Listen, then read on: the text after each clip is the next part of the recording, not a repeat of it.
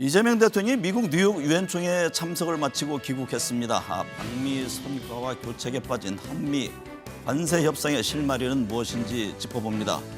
국민들이 추석 전에 검찰청이 해체됐다는 뉴스를 듣게 하겠다던 정청래 민주당 대표의 공약이 현실화됐습니다.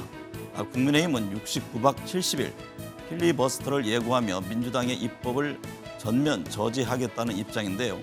향후 전국도 진단해 봅니다. 먼저 집중분석 코너에서는 코스피 오천 특별위원회 위원장을 맡고 있는 오기영 더불어민주당 의원 만나봅니다.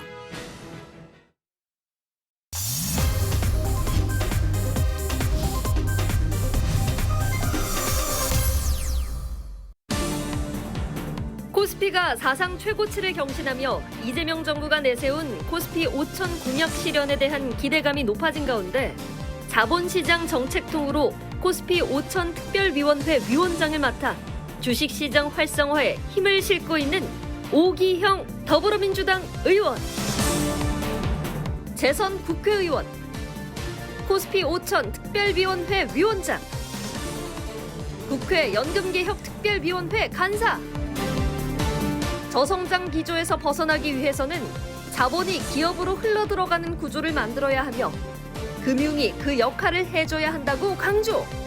저성장 기조를 좀 벗어나려면 금융의 역할이 좀 있는 거 아니냐. 열심히 일하고 좀 생산성 있는 혁신적 기업한테 자금이 들어가도록 하는 그 구조를 자본시장을 매개로해서 만들어 가야 되는 거 아닌가? 그래야 우리가 저성장 기조에서 좀 벗어나는 거 아니냐. 오기형 위원장이 생각하는 코스피 5천 시대의 과제와 한미 관세 협상 전망 집중 분석합니다. 요즘 가장 큰 관심사 중 하나는 주식시장 같습니다. 코스피가 사상 최고치를 경신하며 상승 기대감을 키우고 있는데요. 코스피 5천 특별위원회 위원장을 맡고 있는 오기영 더불어민주당 의원과 얘기 나눠보겠습니다. 의원님 안녕하십니까? 네, 반갑습니다. 네, 지난 금요일에 연일 오르던 코스피가 큰 폭으로 하락하면서 3,400선을 내주긴 했지만 그동안 사상 최고치를 경신하면서 상승세였습니다. 코스피 상승 속도가 빨랐는데요.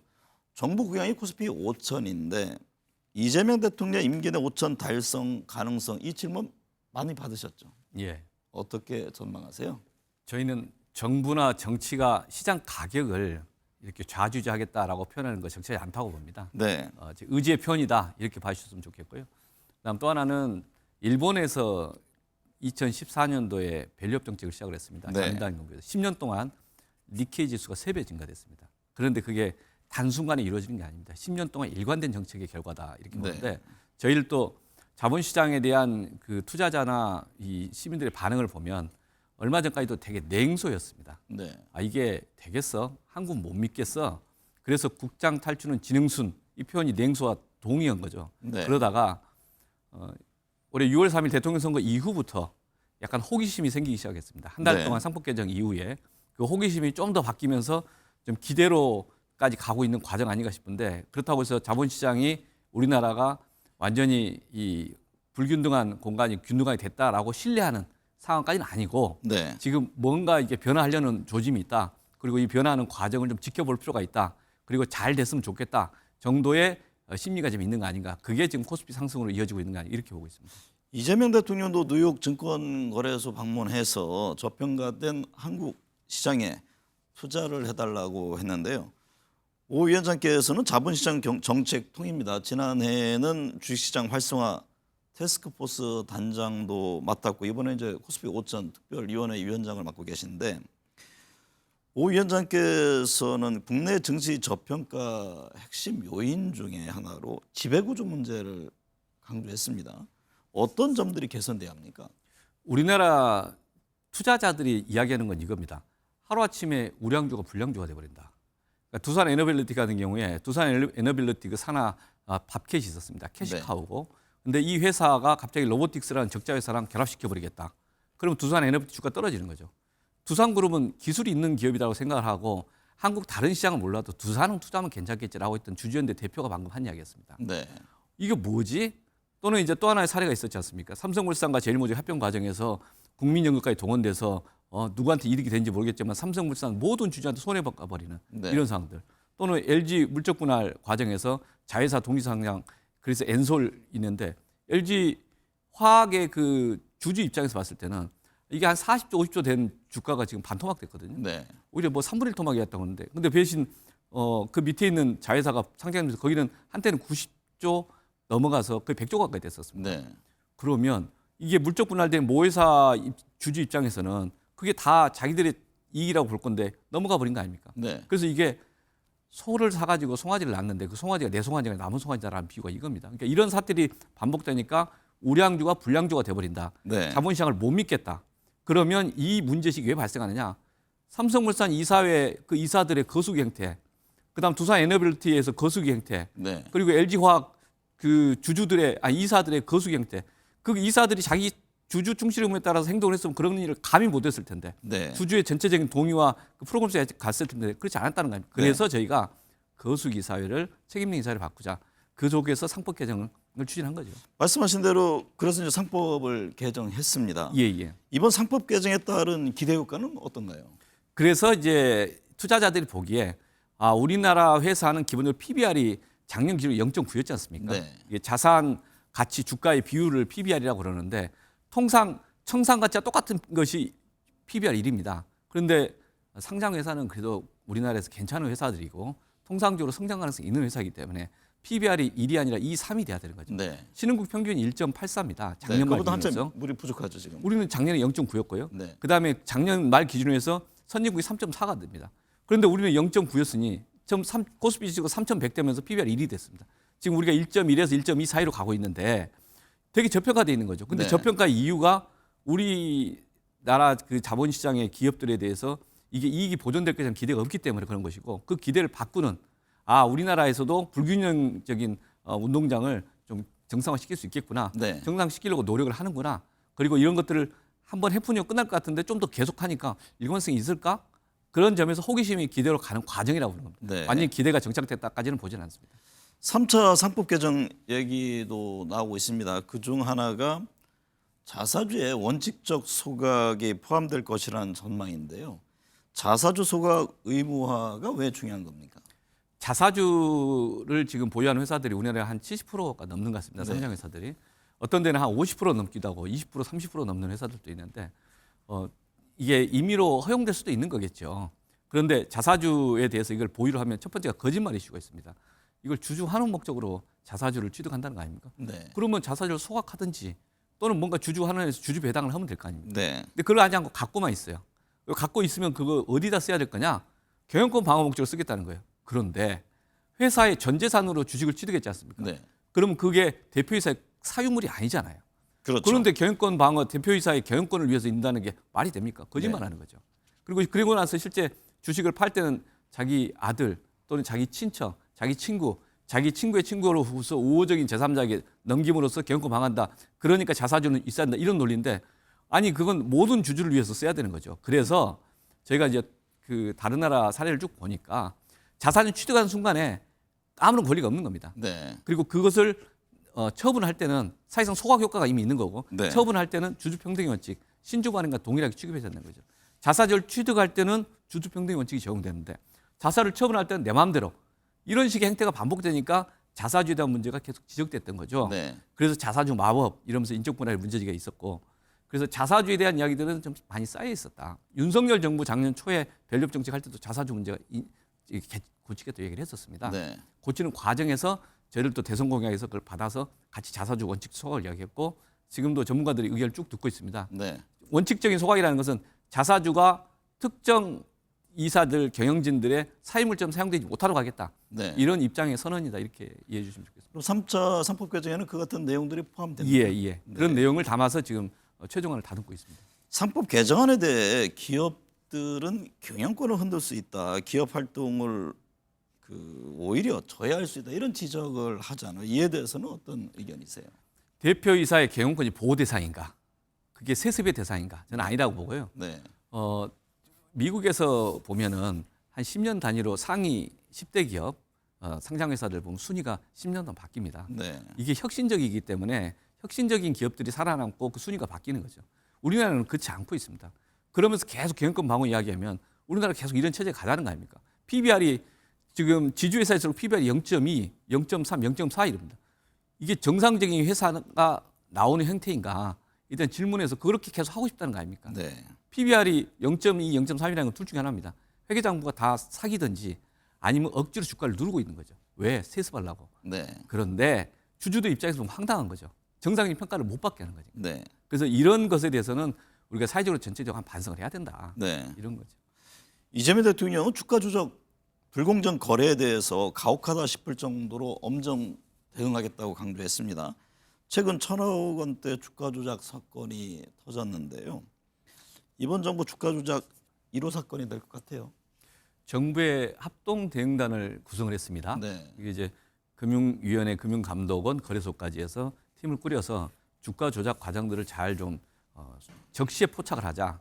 그다음에 지능적인 행태들에 대해서도 시스템적으로 소프트웨어에서 적발이 가능하거든요. 네. 그런 것들을 시스템 업데이트를 하자. 그리고 그게 문제가 있으면 바로 넘겨라. 다른 고려하지 말고 그냥 시장의 입장에서만 투명하게 넘겨서 수사하도록 하자. 이런 거죠.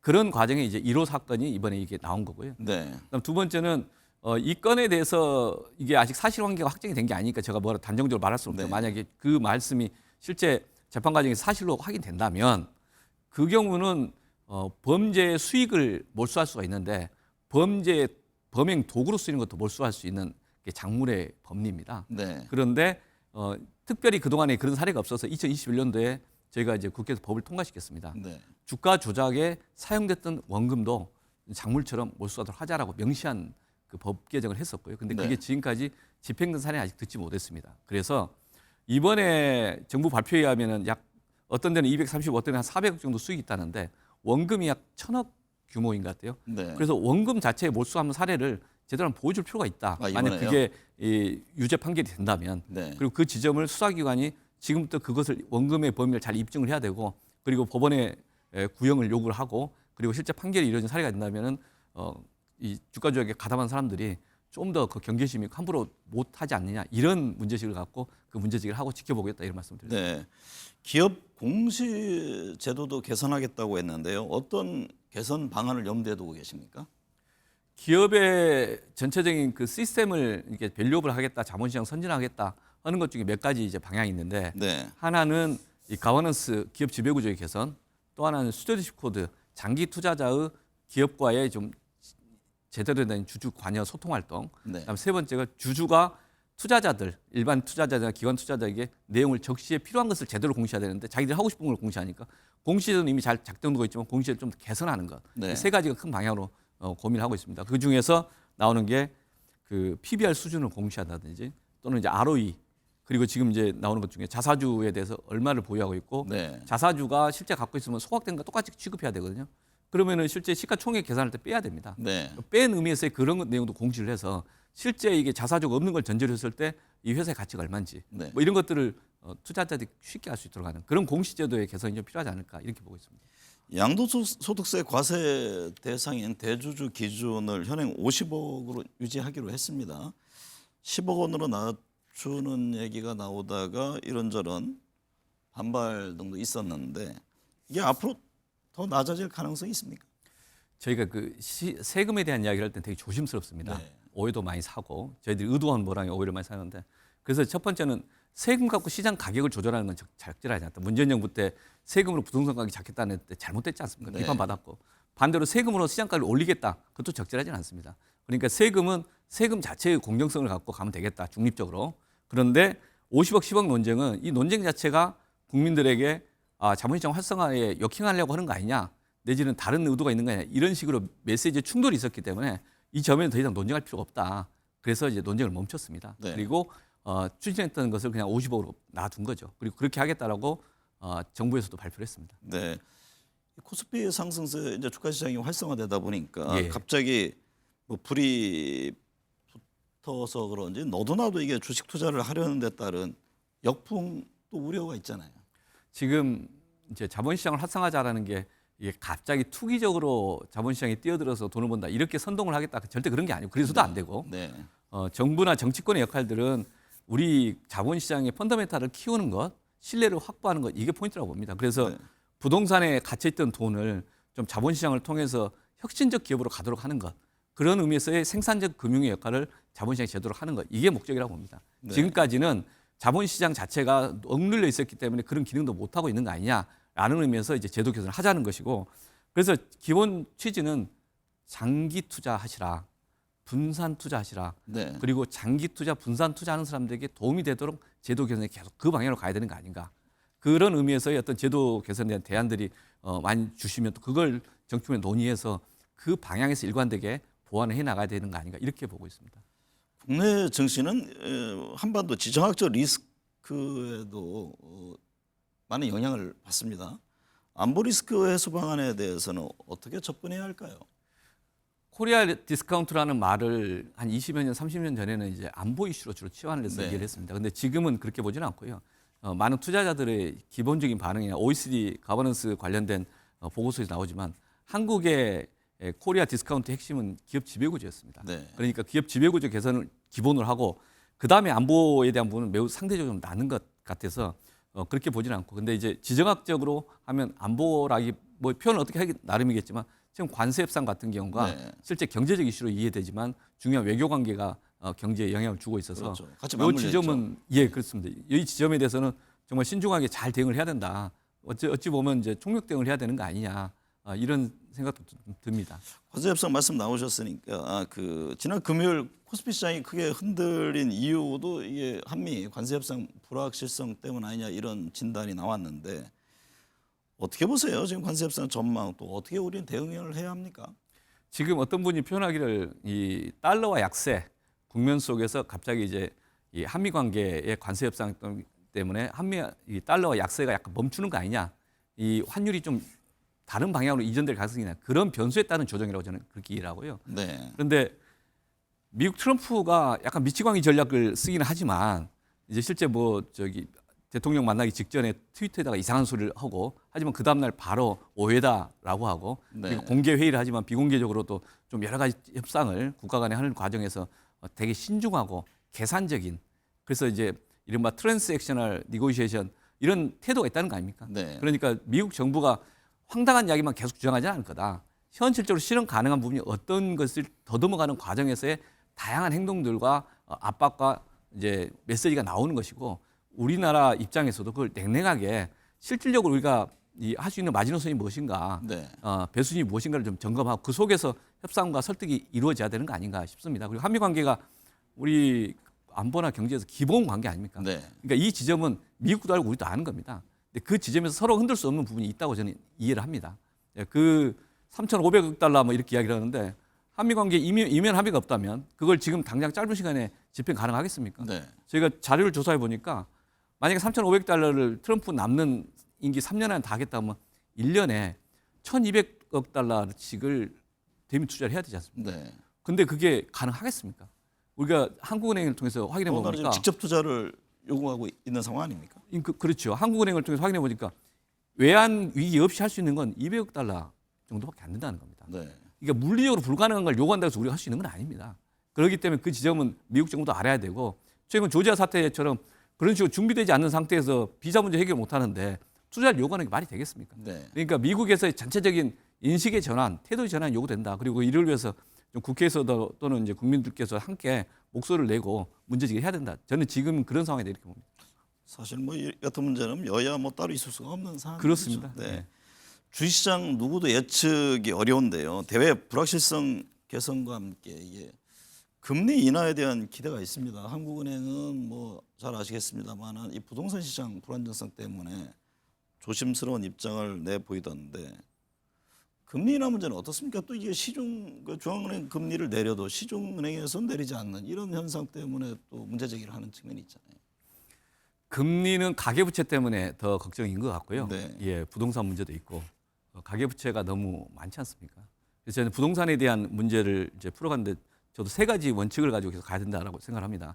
하나는 세금 갖고 부동산 가격 조정 못한다. 네. 두 번째는 빚내서 집 사라 그만해라. 우리가 가계부채가 너무 많아서 이 가계부채 때문에 내수가 GDP 대비 80%, 106%까지 돼가 지금 한 90% 됐거든요. 네. 80% 넘으면 내수가 위축되는 겁니다. 지금 내수가 위축된 상황인데 또 가계부채로 빚내서 할 수 없다. 그래서 총량 관리를 좀 일관되게 해야 된다. 그다음 세 번째로 공급은 일관되게 꾸준히 다른 고려하지 말고 보완을 해야 된다. 지금은 정부가 할 수 있는 것은 공급이다. 네. 예. 총량 관리하면서 공급을 잘하는 게 중요하고 그걸 위해서는 이제 지방자치단체든 중앙정부든 열심히 협력할 필요가 있다. 이렇게 봅니다. 네.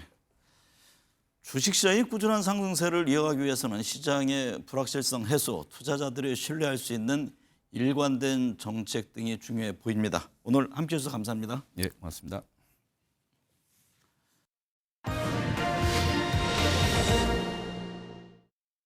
네, 정치권 현안 짚어봅니다. 서양호 시사평론가, 정우김 전 새누리당 의원, 김미연 RN서치 소장, 홍영식 한길 리서치 소장 나오셨습니다. 네 분 어서 오십시오.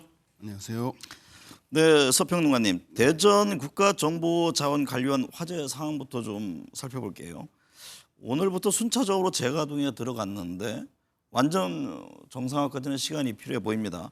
정부 전산 시스템 마비 사태 어떻게 보셨어요? 네, 그 국가정보자원관리원은 한마디로 말해서 정부가 우리 생활에 필요한 정부의 시스템, 뭐 행정, 납세, 금융, 택배 등 필요하지 않은 곳이 없을 정도로 많은 시스템을 총괄 관리하는, 한마디로 말하면 국가 IT 관련 운영 지원 센터라고 보면 됩니다. 네. 그런데 거기서 화재가 나는 바람에 아주 큰 문제가 발생했죠. 그 가장 큰 원인은 뭐 이재명 대통령도 지적했듯이 이중 운영 체계를 만들자. 지난번에 2023년도에 발생한 전산망 에러 사건 때문에 그걸 극복하기 위해서 복수의 이중 전산망 이중 운영 체계를 갖추자 그랬는데 그것이 갖춰지지 못함으로 인해서 이렇게 화재라든가 다른 문제 이런 문제가 발생하는 것 같습니다. 다행히 현재 전체 오늘 오전 7시 기준으로 해서 네. 핵심 보안 장비는 767대 중에서 763대가 재가동이 됐고 통신 보안 인프라 가동도 완료돼서 피해를 입지 않은 521개 시스템을 순차적으로 재가동한다고 합니다. 다행히 이재명 대통령이 오늘 오전에 비상대책회의를 주관해서 신속한 정부 시스템 복구를 지시를 했습니다. 특히 말씀드린 구조적인 문제를 위해서 이중 운영 체계를 반드시 마련하라고 지시를 하고 해서 아마 추석 전에는 우리 국민들이 많이 움직이고 많이 사용해야 될 추석 전에는 문제가 해결되지 않겠나 그렇게 생각이 듭니다. 네, 정우김 전 의원님, 이재명 대통령 실질적인 다자 외교 대비 무대였던 이번 유엔 총회 방문에서 기조연설을 통해서 민주주의 대한민국의 국제사회 복귀를 선언했습니다. 어떻게 들으셨습니까? 네, 다자 무대라는 것이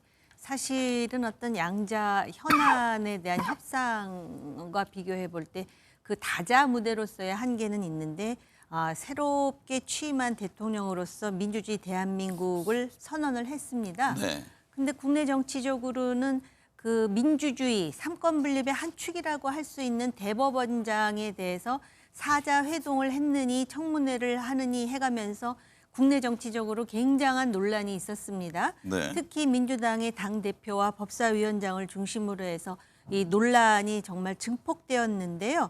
그러다 보니까는 도하 언론에서 대통령의 다자 무대에 대한 성과보다는 그러한 어떤 그 국내에서 사법부에 대한 어떤 압박 내지는 논란이 헤드라인을 점거함으로써 다자 외교의 성과가 조금 희석되는 그런 결과를 낳았고요. 그것 때문인지 여론조사 지난주 금요일에 갤럽에 따르면 긍정평가는 5% 떨어지고 네. 부정평가는 3% 또 올라갔습니다. 전체적으로 8%의 그 편차를 냈다라는 것은 대통령으로서도 굉장히 아쉽게 생각하는 부분이 아닐까 생각을 하고요. 특히 이번에 다자 무대의 중심지가 뉴욕 아니었습니까? 네. 물론 유엔 총회에 참석한 것이긴 하지만 당장 미국과 관세 협상이라는 현안이 있어서 대통령 자신도 미국의 재무장관을 만났지만 사실은 그 뉴욕의 장에서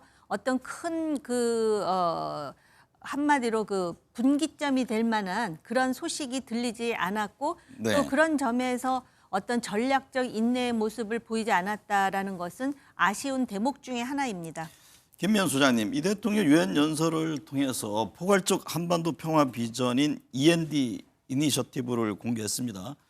내용 간단히 좀 소개를 해주시고 어떤 평가신가요? 그 END는 영어의 앞자리를 따서 만든 용어인데요. 한마디로 말하면 이제 E는 그 교류 엑스체인지 하자는 거고, 그 다음에 관계 정상화, 그 다음에 이제 비핵화에 이제 앞자리 따서 만든 건데, 한 간단히 설명드리면 한마디로 남북이 서로 이제 오가면서 이제 국가 간의 신뢰도를 회복하고 마지막에 이제 비핵화를 하겠다는 건데요. 그런데 이제 이거는 좀 새로운 건 아닌 것 같습니다. 우리 정 의원님도 잘 아시겠지만 이거는 아마 그 싱가포르 회담 때 나온 건데 이거를 아마 용어만 좀 바꾼 게 아닌가 하는 그런 얘기가 좀 있어요. 네. 그런데 지금 또 야권에서 주장하는 것이 김정은 위원장이 핵포기 불가 원칙을 선포했는데 지금 남북이 서로 오가면서 교류하자고 뭐 신뢰 회복이 되겠느냐 하면서 지금 비판이 있는데요. 그럼에도 불구하고 아시다시피 북한 이슈는 이 정치적인 문제이기도 하지만 지금은 경제와 직결된 이슈입니다. 네. 예, 그렇기 때문에 이 북한 이 리스크를 해소하지 않고서는 우리가 경제적으로 한 단계 도약하는데 상당히 장애물이 되기 때문에 저는 이것이 일단 비판이 있다 하더라도 일단은 우리가 서로 대화하는 장은 먼저 열어야 되는 게 아니냐. 그리고 절대로 핵을 포기하지 않겠다는 자한테 핵 포기를 먼저 하면 우리가 제재도 풀어주고 뭐 하게. 지금 그게 통하지가 않잖아요. 그러면 싫어도 일단 대화부터 시작하자. 그래서 최소한의 리스크를 제거하자. 이런 면에서는 저는 좀 긍정적인 평가를 내리는 게 옳지 않을까 싶습니다. 네. 홍영식 소장님, 이 대통령은 대한민국 정상 중 처음 유엔 안보리 공개 토의를 주재하면서 인공지능 AI 기술의 평화적 이용이라는 화두를 던지기도 했는데요. AI 강국의 위치를 선점하려는 의도일까요? 어떤 배경으로 보셨어요? 한 세 가지 정도의 목표를 두고서 던진 게 아닌가 싶습니다. 첫 번째는 그 유엔청이라는 국제사회에서 대한민국이 AI 강국이라는 것을 한 번 더 확인을 하려고 하는 것이 목표인 것 같고, 네. 두 번째는 역대 대통령들이 보면은 임기 초에 특히 임기 초에 그 국정 과제를 외국에 나가서 좀 더 명확히 밝히는 이런 과정, 이것이 두 번째 목적인 것 같고, 세 번째는 여기가 그 뉴욕 미국이란 말입니다. 여기에서 미국에 던지는 메시지도 함축되지 않는가. AI도 대한민국과 미국이 함께 가는 것이 좋겠다라는 그런 메시지를 던진 것으로 보여집니다. 네. 서영호 평론가님, 이 대통령 미국 월가에 가서 한국에 대한 투자를 요청하기도 했는데요.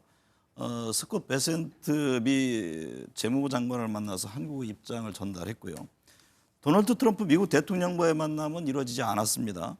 관세 협상이 지금 교착에 빠졌는데 다음 달 경주 에이펙 정상회의 때 어떤 만족할 만한 결과를 도출해낼 수 있을까요? 우리 연애할 때 화끈한 사람하고 연애하면 깜짝 선물도 주고 그래서 하루하루 만날 땐 즐거운데 이게 길게 이어질 수 있을까 상당히 불안합니다. 뭐 트럼프 네. 대통령이 그런 짝인데 지난 7월 말에 한미 정상회담에서 그 관세 협상 관련해서 3,500억 달러 규모의 대미 투자 펀드를 대출, 보증, 현금 출자 등 다양한 방식으로 하고 있었는데 갑자기 태도를 돌변해 갖고 3,500달러 대미 투자를 현찰로 해라. 네. 이건 선불이다라고 트럼프 대통령이 자기 입으로 밝혔을 정도로 이렇게 우리에게 많은 부담을 주고 있습니다. 그래서 유성락 그 국가안보실장이 지난 27일 언론에서 우리는 현찰로 다 못한다. 몰라 미국이 통화수합부 통해서 외환 안정을 보장해주는 소위 말해서 미국이 그런 비상금 통로를 만들어주지 않는 우리 못한다 이런 입장을 표명하고 있습니다. 그런데 이렇게 난제가 많은데 에이펙 정상회담에서 에이펙이 그 한미 간의 그 관계만이 아니라 다자 외교가 펼쳐지기 때문에 이날 모든 것이 해결되라고 보는 건 너무 성급한 것 같고요. 네. 그날 만남을 계기로 해서 지금까지 가지고 있는 문제, 실무자들이 가지고 있었던 전달했던 문제의식들을 통해서 한미 정상이 최대한 그 갈래를 좀 타는 그런 정도의 모멘텀을 만드는 것으로 봐야지 이날 타결되기에는 지금 미국이 주장하는 요구하는 게 너무나 터무니없기 때문에 네. 이 연애할 때 이 완전히 그 강경 급변하는 사람 연애하려 밀당을 잘해서 우리 국익에 도움되기 위해서는 시기보다는 그 결과를 중심으로 해서 그 정부 당국에서 잘 대처하길 바라는 마음입니다. 정우김 전 의원님, 앞서도 잠깐 말씀하셨습니다만 트럼프 대통령이 직접 주재한 정상 환영 만찬에 이재명 대통령 참여하지 않았습니다. 이걸 두고서 이게 외교적 거리두기인가 아니면 전략적 선택인가 의견이 분분한데 어떻게 판단하십니까? 유엔 회원국이 200국이 안 되는데요. 네. 그중에 145개 정도의 국가가 트럼프가 직접 주재한 정상 환영 만찬에 참여를 해가지고 소위 이제 스몰톡이라 그러죠. 그리고 이제 스냅 사진도 찍고 굉장히 그 트럼프와 가까운 모습을 연출했잖아요. 그 정상들도 트럼프가 마냥 좋아서 그랬겠습니까? 국익이 걸려 있으니까 일단 안면 트고 그다음에 귓속말로라도 자국과 관련된 문제를 하나라도 얘기하기 위해서 그런 노력을 하지 않았겠습니까? 근데 그 시간에 이재명 대통령은 강경화 지금 그 주미 대사 내정자를 포함해서 소위 뉴욕의 오피니언 리더들과 이제 만참 겸 아마 현안에 대한 토의를 했던 것 같습니다. 네. 그 점이 아쉽습니다. 그러니까 일에는 경중이 있는 것이고 선택 그 프라이어리티 우선순위라는 게 있는 것인데요. 이게 자칫하면 특히 야당에서도 그런 얘기 하지 않습니까? 혹시 초대 못 받은 거 아니야? 이런 불필요한 곡해까지 나오는 거 아니겠습니까? 그런데다 지금 우리가 얘기했듯이 지금 관세 협상이 녹록치가 않습니다. 지금 환율에 대해서는 뭐 얘기가 어느 정도 됐다 그러는데 이제 와서 스와프 얘기도 하고 3,500억 달러가 선불이니 아니니 이런 얘기가 나오는데 정말 아쉬운 거는 그럼 왜 한미 정상회담에 첫 단추를 낄 때 이거를 좀 서면으로 작성을 해놨든지 아니면 그 전에 스와프에 대해서 얘기를 꺼내야 되는지 좀 순서가 잘못된 것이거든요. 그러다 보니까 그 당시에 분명히 대변인은 서면을 굳이 만들지 않을 정도로 화기애애한 분위기였다 그러는데 도대체 무슨 일이 일어난 거야? 이렇게 하는 상황에서 지금 여당을 중심으로 해서 전략적 거리두기 얘기가 나오는데요. 제가 볼 때는 지금 트럼프가 터무니없는 그런 주장을 하고 한국을 압박하는 건 맞습니다.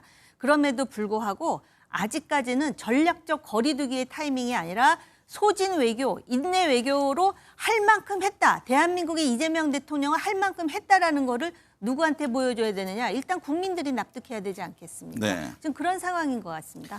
김미연 수사님, 이재명 대통령과 함께 미국 뉴욕을 순방한 김혜경 여사 장갑을 끼고 직접 김밥 말기에 나섰는데요. 이 K컬처 음식에 대한 관심을 보인 것으로 평가됩니다. 김밥 홍보에 나선 배경 어떻게 보셨어요? 근데 지금 미국에서는 지금 애니메이션 영화 K-팝 데몬 헌터스가 지금 대히트를 치면서 그 안에서 나오는 뭐 김밥이 지금 뭐 미국에서 인기가 지금 뭐 말로 형용할 수가 없다고 하는데요. 그런 관점에서 아마도 우리나라 문화를 직접 알리기 위해서 이런 행사가 있었던 것 같은데 특히 김혜경 여사는 또 요리도 잘한다고 하잖아요. 그러니까 김밥은 또 예쁘게 말아야 되는데 아마 예쁘게 잘 마시는 것 같아요.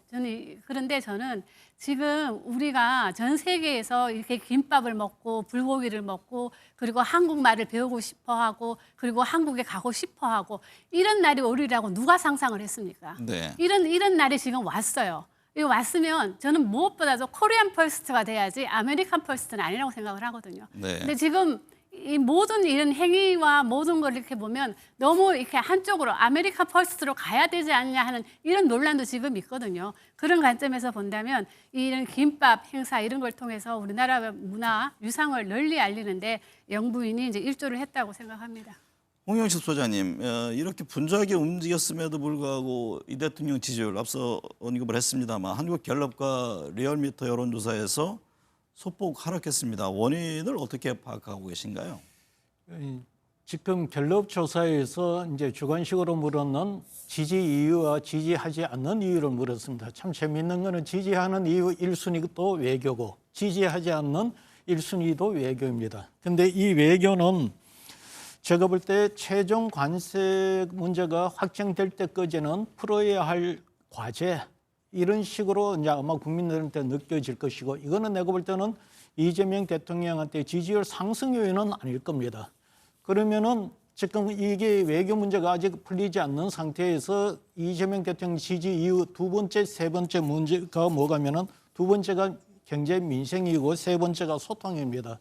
이재명 대통령 지지율이 올라갈 때는 이 경제 민생 또는 소통이 1위나 2위로 순위가 올라가는데 네. 이것이 2위로 빠지게 됩니다. 이것은 이재명 대통령의 가장 큰 장점, 실용주의 이런 어떤 것이 지금 부각이 안 되고 있고 그 효과가 지금 현 시점에서 국민들한테 체감이 안 되고 있다는 거고, 두 번째는 현재 정당 지지율의 문제입니다. 지금 정당 지지율이 갤럽 조사에 의하면은 민주당은 38%로 나옵니다. 네. 38%는 아마 이 현 정부 들어서 나서 최저 지지율입니다. 이것은 무슨 이야기가 하면은 지금 대선 전에 41, 42 정도의 지지율이 나왔는데 지금 38%까지 떨어진다는 건 정당이 적어도 대통령 지지율의 어떤 버팀목이 되어지지 못하고 있다. 오히려 하방 요인으로서 작용하고 있지 않나 이렇게 보여집니다. 네.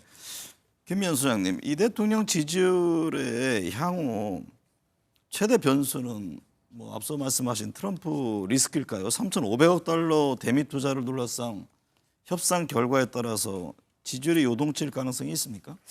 저도 뭐 있다고 보여집니다. 왜냐하면 트럼프가 뭐 선불로 내야 된다는 말 한마디에 어제 우리 그 원화시장의 심리적 지지선이라고 하는 1,400선이 뚫렸거든요. 그런 거를 감안해 봤을 때 역시 이제 트럼프 리스크가 향후 대통령의 국정 지지율에 상당히 영향을 미칠 것으로 보여지고요. 그것보다 거기에 플러스 아까 우리 홍 소장님 잘 지적해 주셨겠지만 이번에 지지율이 5%포인트 정도 하락한 거는 물론 이 트럼프 리스크도 있지만 그것보다는 저는 민생이라고 보여지거든요. 지금 왜냐하면 지금 물가가 보이지 않게 많이 급등을 했습니다. 그러다 보니까 소비자들이 마트에 가서 물건 살 때 매일매일 체감하는 것이 물가거든요. 네. 그러니까 물가가 생각보다 많이 올랐다는 점에서 상당히 지금 국민들이 민감하게 지금 생각하는 것 같고요. 그런 관점에서 본다면 이 대미 투자금 3,500억 달러 선불이라는 이 이야기가 나오면서 제2의 IMF가 오는 거 아니냐 하는 이런 불안감도 지금 시장에 조성이 돼 있단 말이에요. 너무 터무니없는 요구라는 것들이 국민들에게 인식이 됐을 경우에는 오히려 결집 이런 효과가 그러니까 있을 수 있는 제가 거 그 아닌가요? 말씀을 드리려고 하는데 이런 너무 이런 불안감을 조성하는 데는 이제 이면엔 여러 가지 또 이런 거를 또 이면에 조장하는 또 세력도 이득을 보장하는 세력도 있겠지만 저는 이것이 오히려 역효과를 내지 않을까. 오히려 국민들로부터 좀 단합하고 단결하는 그런 결과를 가지고 오지 않을까 생각합니다. 서영호 평론가님, 국회에서 정부조직법 개정안 등 4대 쟁점 법안들이 상정됐습니다. 국민의힘은 지금 4박 5일 필리버스터에 돌입했는데 지금 여야 대치 더욱 격화되는 모습입니다. 네, 아무래도 국민들께서 필리버스터하고 그 국회 현장이 중계되면서 많은 실망들을 하고 있는 것 같습니다. 그런데 저는 무엇보다도 야당의 신임 대표인, 야당의 총공격수를 맡고 있는 장동혁 대표의 공격 축구, 이게 좀 문제가 아닌가 싶은 생각이 듭니다.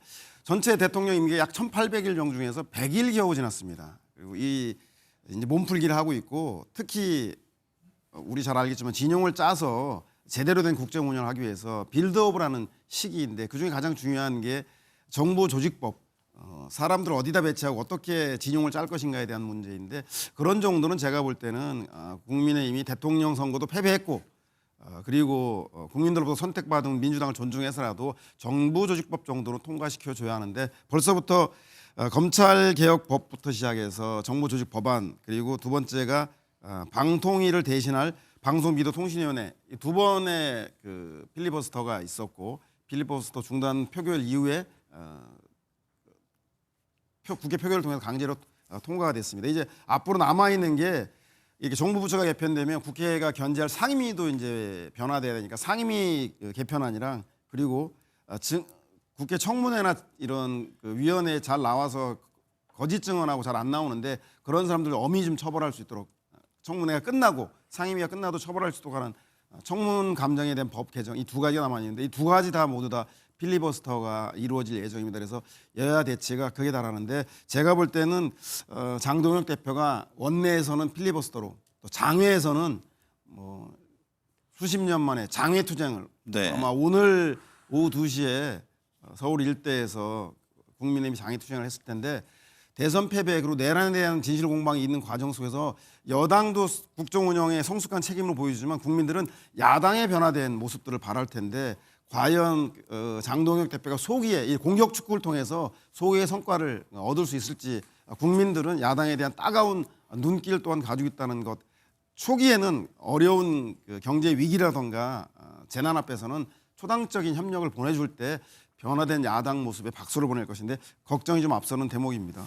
정우김 전 의원님, 국민의힘이 필리버스터로 맞불을 놓고 있지만 어쨌든 뭐 필리버스터를 끝내고 법안을 통과시켰습니다. 이 필리버스터 한계가 많다 이런 시선도 있던데요. 그 점은 어떻게 보세요? 그러니까 이제 필리버스터라는 게 민주주의 의회 정치에서 소위 이제 민주주의라는 게 다수에 의한 지배 아니에요. 그런데 민주주의는 거기서 끝나는 게 아니라 그 밑에 뭐가 있냐면 소수에 대한 고려가 들어갑니다. 그래서 소수의 입장에서 의사 진행을 지연시키면서 소수의 목소리를 강력하게 천명하는 방법 중에 하나가 필리버스터거든요. 네. 그렇기 때문에 그게 보장이 돼야 되는데 이 필리버스터를 강제로 종결할 수 있는 요건이 제적의원의 5분의 3인 것으로 알고 있어요. 근데 이미 여권의 의원들 합치면 5분의 3이 넘지 않습니까? 네. 그러다 보니까 이제 우리나라의 경우는 24시간이 지난 후 5분의 3에 의해서 이렇게 나오지 않습니까? 그러니까 필리버스터를 하더라도 24시간이 지나면 이제 법안은 다 통과되는 그런 구도로 되어 있는데요.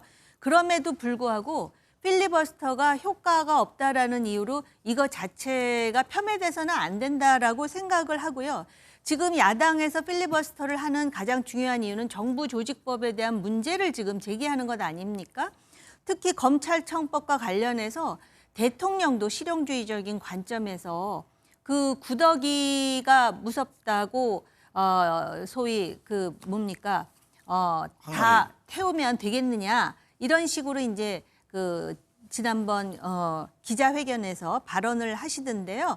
그러한 그 검찰청법에 있어서 물론 이제 그게 1년의 유예 기간은 있지만 그렇게 마치 또 혁명적으로 추석 전에 해야 될 문제인가 지금 세세한 디테일을 그대로 놔둔 상태로 그것뿐만이 아니라 얼마나 허술하냐를 또 보여주는 부분이 금융위와 금감원을 합친다 그래놓고 바로 그날 아닌 것으로 되돌려버리고 말았습니다. 그리고 기재부의 그 권한 중에서 예산 권한이 그냥 푹 빠진 상태로 지금 이제 법이 처리되는 상황이다 보니까는 물론 지금 야당도 여러 가지 전략적으로 수의 부족 때문에 한계가 있지만 그렇다 그래서 이런 것을 다수의 힘에 의해서 밀어붙이는 이 상황을 간과할 수도 없는 것이 야당의 역할이 아닌가 이렇게 봅니다. 홍 소장님, 국민의힘 장애투쟁에 지금 필리버스터 강경 투쟁을 하는 모습입니다. 여론은 어떻게 나타나고 있습니까? 원래 이 강경 투쟁이라는 거는 뭐 우리가 일반적으로 봐서 정상적인 정치 행위는 아닙니다. 이 강경 투쟁을 한다는 것 자체는 그런 상황에서 강경 투쟁한다고 지지율이 올라간다. 즉 여론에 바로 호의적으로 이렇게 나타나지는 않습니다. 적어도 그것이 강경 투쟁을 위해서 여론의 긍정적인 반응이 나오려면은 명분이나 공감할 수 있는 가치가 있어야 되는데 현재 국민의힘은 윤어게인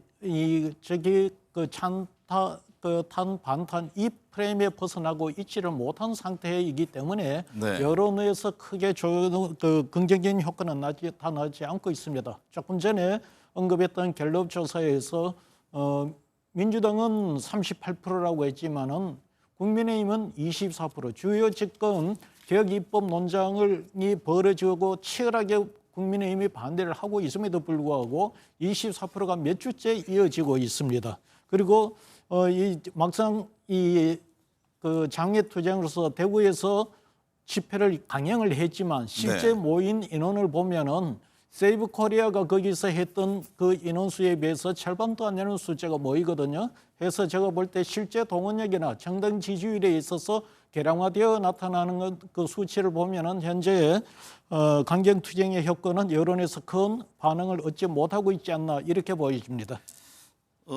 서평론가님, 한동훈 전 국민의힘 대표가 이재명 대통령의 쌍방울 대북 송금과 관련해서 민주당 측을 무고죄로 맞고발하겠다고 밝혔습니다. 한 전 대표의 움직임은 어떻게 보고 계세요? 좌충우돌 한동훈 전 대표 안타깝습니다. 제가 볼 때는 느닷없는 치킨 배달하다가 당내 비난이 커지자 갑자기 민주투사로 돌변한 게 아닌가 싶은데요. 잘 아시겠지만 SNS에 한동훈 대표가 쌍방울이 김성태를 통해서 북에 건너간 돈은 대북 방북의 대가다라고 하는 SNS 글을 올렸습니다. 그것에 대해서 최근에 검찰 내에서 김성태를 데려다가 술을 사주고 안주를 주고 세미나 훈련을 시켰다라는 게 교도관들의 진술에 의해서 일부 혐의가 문제가 돼서 아마 민주당에서 아마 허위사실 유포로 한동훈 전 대표를 고발한 것 같은데 그 고발을 갑자기 무고로 맞고발하겠다고 하는 건데 그 배경은 제가 볼 때는 아마도 당내에서 첫 번째는 당이 지금 국회에서는 필리버스터, 당 밖에서는 장외투쟁으로 아주 긴장 국면인데 너 혼자 지금 살겠다고 22일부터 민심 투어를 가상해서 이렇게 이미 미리 선거운동하는 거 아니냐라고 하는 곱지 않은 시선들이 있었던 것 같고 그것에 대해서 역풍이 있었던 것 같습니다. 두 번째는 치킨 배달한 24일이 특검에서 참고인으로 출석해 줄 걸 요구했는데 그 특검에 나가지 않기 위해서 민심 투어를 한 거 아닌가라고 하는 또 우려의 의심의 목소리가 있습니다. 아마 이 두 가지 문제에 봉착하자 아마도 갑자기 민주당에 대해서 공세를 펴는 지지층이 호소하는 그런 전략적 태도의 변화 때문에 이렇게 당 안팎에서 비난을 받고 있는 게 아닌가 좀 안타까운 모습입니다. 정호김 전 의원님, 방금 이제 한동훈 전 대표 얘기를 했는데 최근 이제 공개 행보하고 있잖아요. 치킨 배달을 하면서 10박 민심 투어에 나서고 있는데 당내 반응이 썩 그렇게 좋아 보이지는 않습니다. 혼자 뭐 재보궐 준비하느냐 이런 말까지 나온다고 하네요. 당내 반응이 좋지 않을 수밖에 없는 거는 네. 당내 구성원들이 지금 짠물 지지자들의 지지를 소구하고 있는 소위 구친윤 세력 내지는 강경 목소리를 대변하는 그런 정치인들 중심으로 국회의원 배지를 달았고 그러다 보니까는 한동훈 전 대표에 대해서 그렇게 호감 가는 얘기를 하지는 않는 분위기라는 게 어떻게 보면 자연스러울 수도 있는데요. 네. 아마 본인도 굉장히 고민이 많을 것 같습니다. 뭐 여러 가지로 라방도 해보고 지금 민심 투어 중인데 하는 건건마다 이렇게 이제 문제 제기가 나온다는 것은 한동훈 전 대표의 지지세가 예전만 못하다라는 것에 더해서 실제로 지금 당내 조직도 그렇게 강구하지 않다라는 방증입니다. 네. 그러다 보니까 본인은 그런데다가 장동혁 지도부가 들어서지 않았습니까? 네. 그렇다면 과연 지금 많은 분들이 장동혁 대표의 문제에 대해서 주장을 해주셨는데 장동혁 대표가 대표로서 상당한 권한을 가지고 내년에 지방선거든 또 그 후에 선거든 한동훈 전 대표에 대해서 공천을 하겠는가라는 단순한 질문에서부터 시작해서 한동훈 대표는 상당히 이제 그런 갈등 내지는 딜레마에 빠져 있습니다. 그러다 네. 보니까는 이제 민주당 특히 이재명 대통령을 상대로 해서 실제로 민주당의 가장 논리적으로 또 효과적으로 설득력 있게 싸울 수 있는 사람은 한동훈입니다를 지금 보여주고자 하는 것이 아닌가. 네. 그래서 북한에 준 돈이 방북 대가가 맞다는 걸 증명하겠다 하지 않았습니까? 네. 북한에 돈이 갔다라는 건 지금 재판부에서 인정하는 거 아닙니까? 단지 그 돈이 간 거를 이재명 대통령이 경기지사 시절에 알았느냐 아니면 몰랐느냐를 가지고 지금 논란이 있는 거 아니겠습니까? 돈의 성격하고요. 그런데 본인이 과거에 어떤 검찰 출신으로서 그리고 그 논리와 어떤 증거로서 이거를 증명해 보이겠다라고 본인은 할 수 있는 건 아니겠습니까? 단지 당의 분위기는 그런 상황이기 때문에 이제 이걸 어떻게 혁파해 나가느냐를 아마 지금 국민들은 관심 있게 지켜보지 않을까 생각합니다. 김미연 소장님, 김정재 국민의힘 의원이 국회 본회의에서 경북 경남 지역을 지원하는 특별법 표결 중에 호남에서 불 안 나냐라는 발언이 논란이 되고 있습니다. 김 의원 지역 감정 조장 취지는 아니었다고 해명했지만 민주당은 지금 공개 사과를 촉구하고 있는데요. 김 의원의 발언과 대응 어떻게 보셨어요?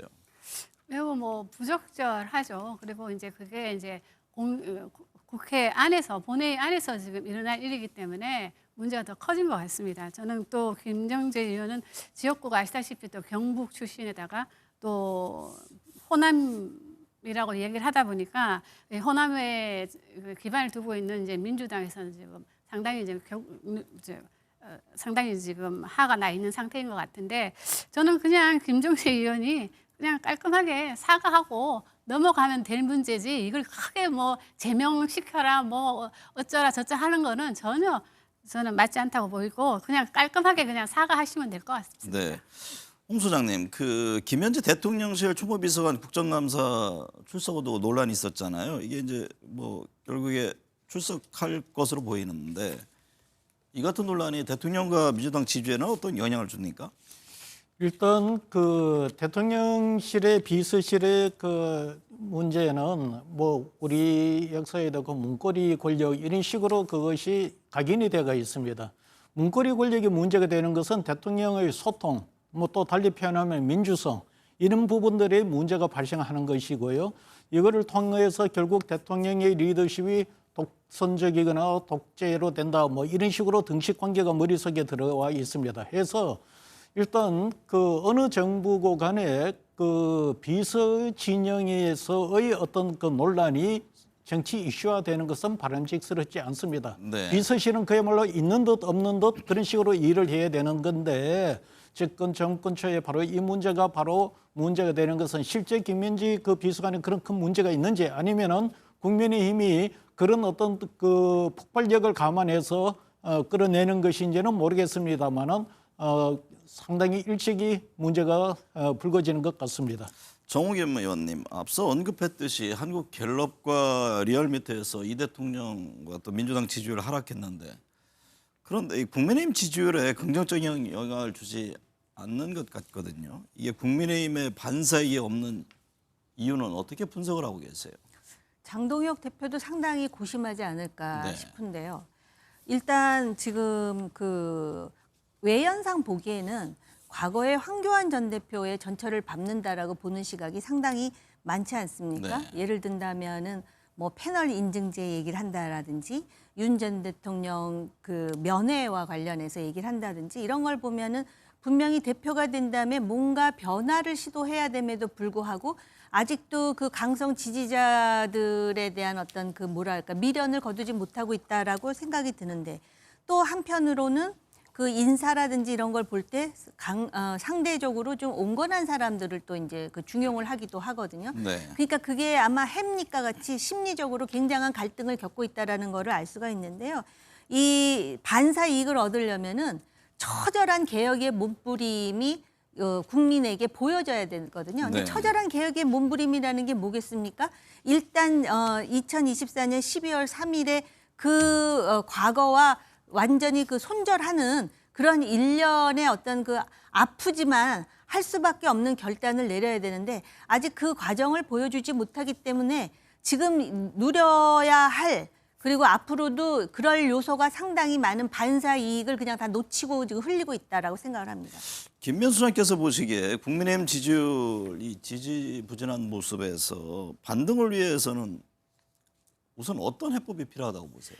방금 우리 정 의원님이 잘 소개를 해 주셨는데요. 뭐 정 의원님 말씀대로 그대로만 하면 지지율이 반등할 것 같은데요. 저는 지금 국민의힘은 문제가 뭐냐면 유력한 차기 대권 주자가 없기 때문입니다.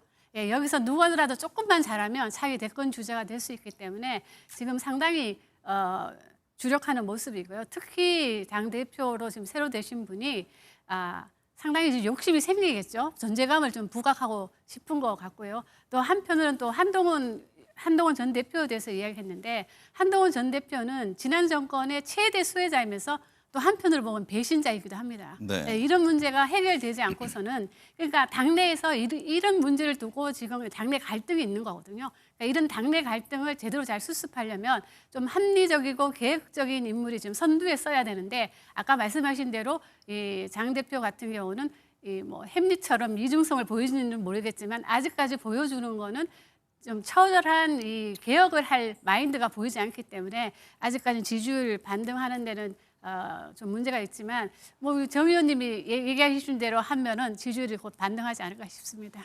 서양호 평론가님, 검찰청을 폐지하는 내용의 정보조직법 개정안이 국회 본회의를 통과하면서 대통령까지 배출하며 영육의 78년 역사를 가진 검찰청의 역사에 이제 뒤안길로 사라지게 됐습니다.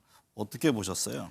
그동안 많이 해먹었고요. 저는 뭐 개인적으로 속이 시원하고 국회가 오랜만에 밥값했다 이런 생각이 듭니다. 잘 아시겠지만 그동안 정치 검찰 권력의 신여로서 살아있는 권력에는 권력의 줄을 대고 그리고 정적이나 죽은 권력에 대해서 물어뜯으면서 권력의 충견으로서 그 역할을 다해왔었죠.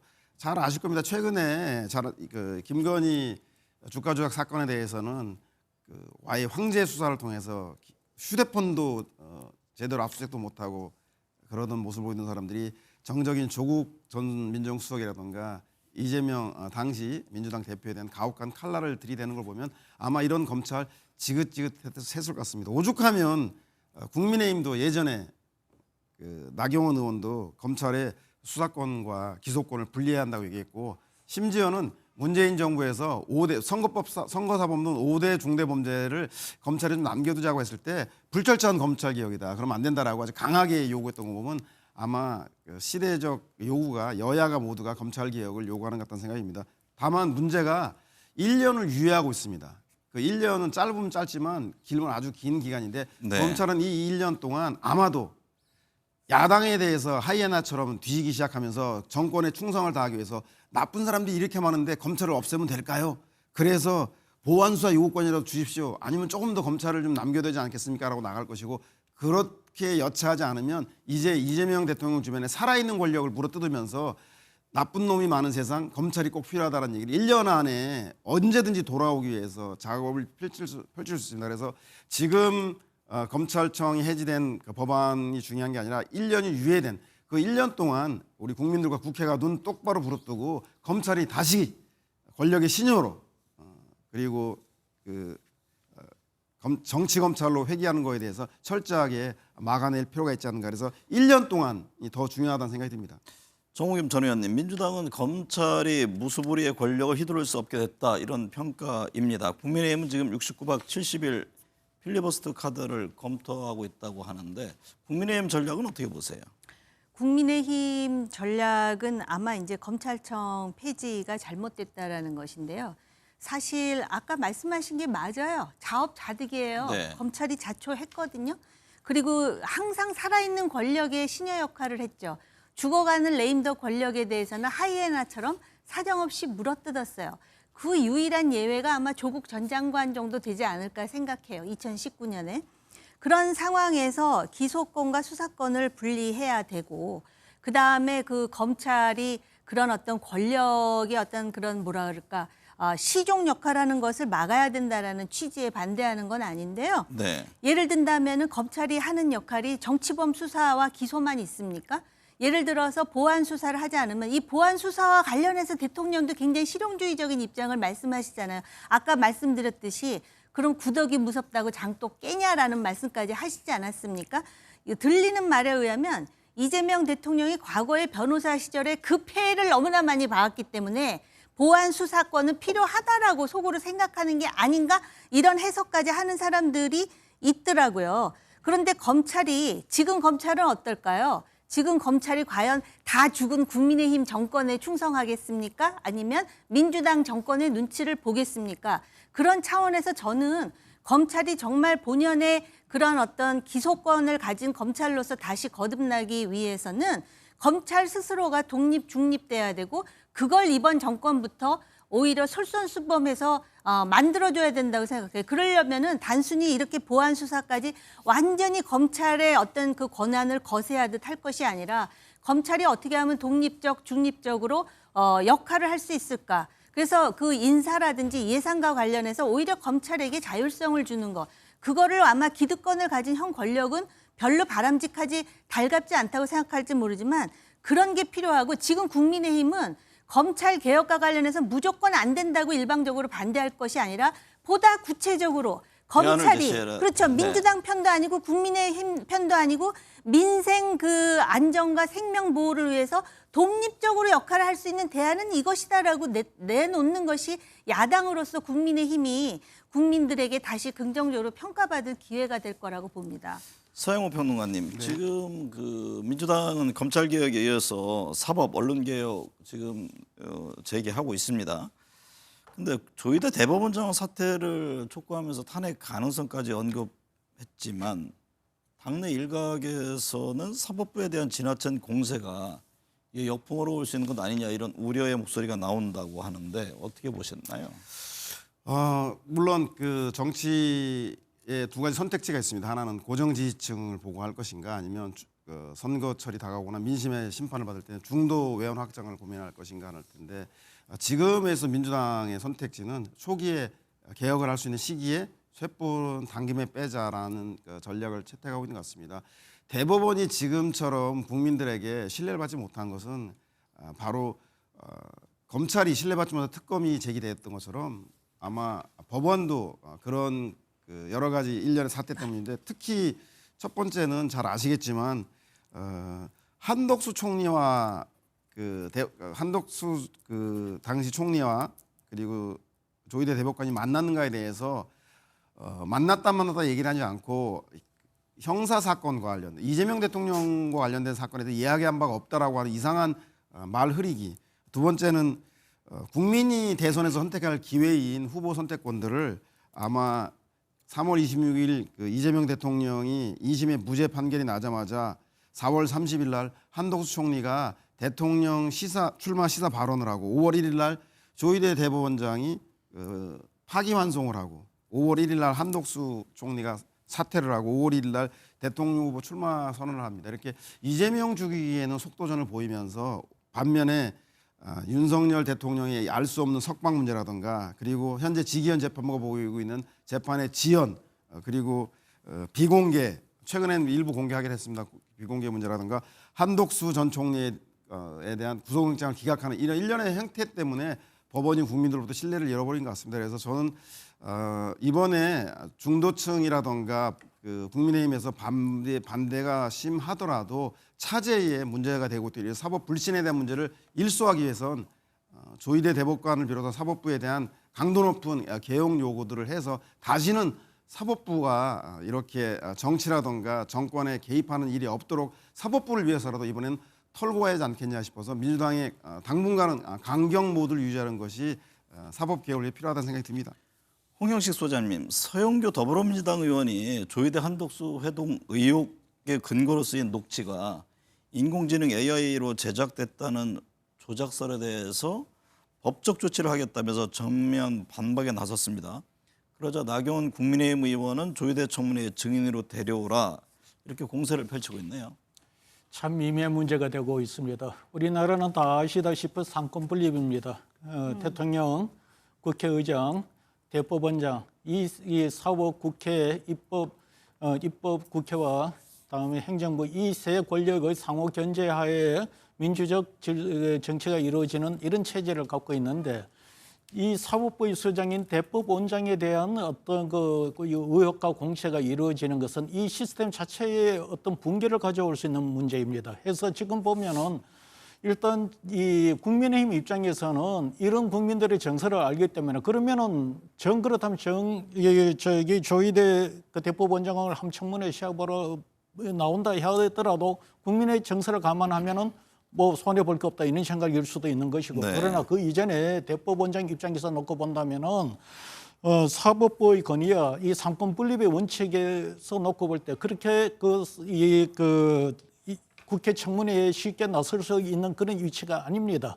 그래서 이 부분은 뭐 제가 뭐라고 할 수는 있는 상황은 아니겠지만은 아마 이 부분은 향후 여론에 큰 파장을 일으킬 수 있는 사안으로 보여집니다. 김미연 소장님, 그런데 조희대 대법원장의 거취에 관해서 한국사회여론연구소의 여론조사 결과를 보면 응답자의 45.4%가 자진 사퇴하거나 탄핵돼야 한다 이렇게 응답을 했다면서요. 네, 그렇고 이제 유지해야 된다는 응답은 39.9%로 양 응답의 격차는 이제 5.5% 포인트니까 이 유지냐 아니면 사퇴냐는 뭐 찬반 의견이 상당히 비등비등하다고 말하는 게 옳을 것 같고요.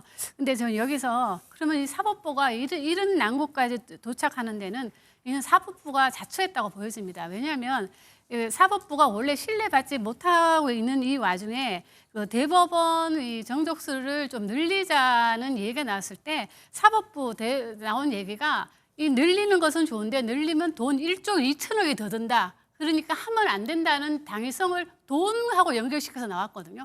1조 2천억 매우 큰 돈이긴 하지만 우리나라 경제 분면에서 충분히 할 수 있는 돈인데 본인들이 마치 국민들의 세금을 아껴주는 척하면서 이야기했다는 것이 첫째 국민들의 좀 공부를 산 것 같고요. 그리고 이제 아까 말씀하신 대로 직위원 재판부의 문제가 처음부터 시작됐을 때 왜 그때 조치하지 않았느냐. 그때 조치만 했다면 이런 난국까지 오지 않았거든요. 그러니까 여러 가지 상황을 봤을 때는 사법부가 이런 논란은 사법부가 자초했다고 보여지고요. 네. 이 문제를 또 풀 열쇠는 또 사법부 자체라고 보여집니다. 서영우 평론가님, 윤석열 전 대통령이 85일 만에 법정에 나왔습니다. 재판과 보석신문에서 발언을 하기도 했는데 어떻게 보셨어요? 헌법 수호자인 전직 대통령이었는지 헌법 파괴자인지 참으로 개탄스러운 한 장면이었습니다. 잘 아시다시피 윤석열 대통령 7월 10일 날 그 구속된 이후에 특검 수사하고 재판 출석을 한 번도 하지 않았습니다. 우리가 재판적인 발언하는 거를 착각하고 계신데 그건 헌법재판소에서 했던 탄핵 절차에 출석했던 거고 특검 수사와 재판에는 일절 거부를 하고 있습니다. 그런 사람이 9월 26일 열린 보석 신문을 위해서 그 재판에는 참석을 했습니다. 아마도 본인이 내란 수괴 혐의라고 한다면 법정 최고형을 받을 것이 분명하고 범죄 중대성이 입증되었는데도 불구하고 그 보석을 노린다라는 의미는 무엇인가라는 생각이 듭니다. 그래서 저는 오히려 윤석열 대통령에 대한 문제도 있지만 이 윤석열 대통령이 모든 재판과 수사를 거부하면서도 9월 26일 보석 재판에 나오게 하고 또 그가 보석을 꿈꾸게 만들었던 현재의 직위원 재판부와 그리고 그 조희대 대법관이 만들어낸 대법 재판부가 윤석열에게 헛된 희망을 주었기 때문에 그런 게 아닌가 싶어서요. 저는 윤석열 대통령에 대한 모습 속에서 사법부의 씁쓸한 이면을 보는 것 같아서 사법개혁 이번 추석에서 국민들의 의견을 모아서 반드시 단죄해야 이런 윤석열의 보석 신청 같은 말도 안 되는 일은 더 이상 발생하지 않을 것 같은 생각이 듭니다. 정우김 전 의원님, 김건희 여사의 종묘 차담회 의혹 수사도 본격화하고 있는데요. 김 씨 측은 빌 바이든 여사가 소개한 손님이었다면서 외교 행사라고 주장하고 있는데 이게 향후 수사 어떻게 보고 계세요? 글쎄요, 지금 정확한 사실 규명이 돼야 될 것 같고요. 네. 그다음에 이 종묘 그 차담회를 하는 장소는 절대 사용을 해서는 안 된다라는 거는 아니고 그 국가의 어떤 그런 그 중요한 행사라든지 할 때는 개방을 할 수 있는 예외 규정이 있는 것으로 알고 있는데 만약에 지금 김건희 씨가 주장하듯이 질 바이든 여사가 소개를 한 마크 로스코 그 아티스트의 자녀들이었거든요. 네. 그래서 이것이 나름대로 대통령실에서 굉장히 중요한 문화 행사라고 생각해서 그런 차원에서 개방을 한 것인지 아니면은 개인적인 그런 어떤 그 이해관계로 한 것인지에 대해서 상당히 정치적인 그러한 어떤 복선을 빼고 사실 규명을 해야 된다라고 보여집니다. 만약에 이게 사실이라면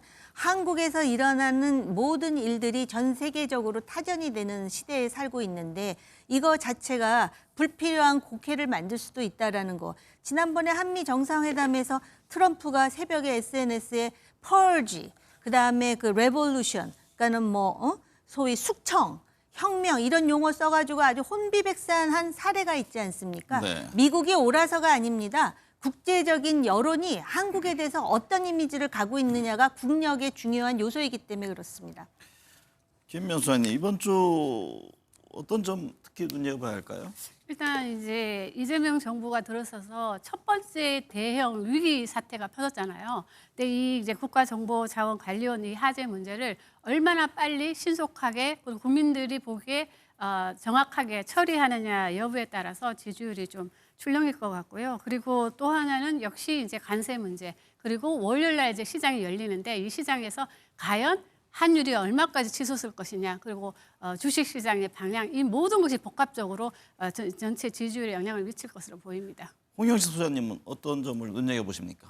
지금 민주당에서 강행했는 여러 정부 조직법 이런 것이 아마 다음 주에 이제 그 평가가 여론으로 나타날 것 같습니다. 네. 그다음에 어쨌든 추석이 지금 곧 다가오기 때문에 경제 문제가 상당히 예민해지고 있습니다. 경제 문제는 지금 아무래도 한미 관계에서 풀어야 될 문제이기 때문에 한미 관계가 중요한 또 문제가 될 것 같습니다. 네, 오늘 네 분 말씀 감사합니다.